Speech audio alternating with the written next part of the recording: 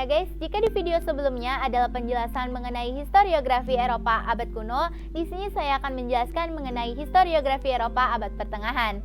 Historiografi Eropa abad pertengahan atau abad pertengahan menunjuk pada periode dalam sejarah Eropa antara zaman Eropa kuno dan zaman Eropa modern. Keruntuhan Kekaisaran Romawi pada tahun 470 Masehi dianggap sebagai awal periode sejarah ini, sedangkan masa Renaissance dianggap sebagai akhirnya. Abad pertengahan sendiri dibagi menjadi 3 tahap. Yang pertama adalah tahap awal atau yang sering kita sebut sebagai abad kegelapan atau Dark Age. Yang kedua adalah tahap perkembangan, dan yang terakhir adalah tahap akhir atau tahap Renaissance.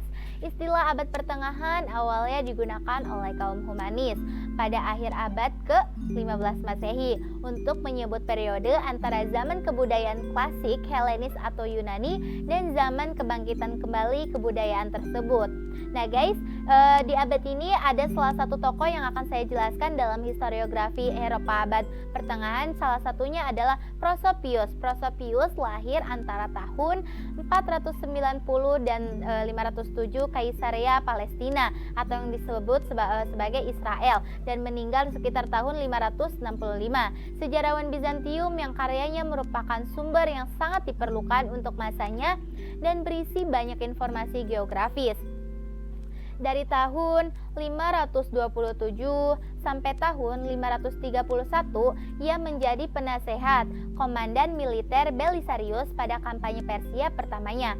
Pada tahun 533 dan 534 ia mengambil bagian dalam ekspedisi melawan Vandal dan berada di Afrika hingga tahun 536. Ketika ia bergabung dengan Belisarius di Sisilia, dia berada di Italia pada kampanye Gotik sampai tahun 540. Setelah itu dia tampaknya kembali ke Konstantinopel atau Istanbul karena dia menggambarkan wabah besar di tahun 542 di ibu kota. Tidak ada yang diketahui pastinya tentang kehidupan selanjutnya. Dia mungkin menjadi Prefect Konstantinopel pada tahun 562. Prosopius adalah seorang terpelajar dari Bizantium Palestina. Dengan mengikuti Jenderal Belisarius dalam peperangan penaklukan kembali Kaisar Justinianus I, ia menjadi salah satu sejarawan utama pada abad ke-6.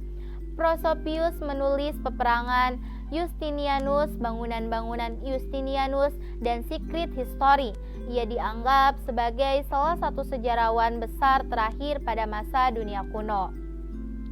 Nah guys, tulisan-tulisan Prosopius umumnya adalah tertulis dalam bahasa Yunani, dan dia menulis salah satu tulisannya adalah The History of His Own Time yang menceritakan perang-perang Bizantium melawan Persia, Afrika, dan bangsa Goths. Ia menyertai seorang jenderal Bizantium dalam perang, sehingga sebagai tulisannya bisa dikatakan dia adalah saksi mata dalam peristiwa tersebut.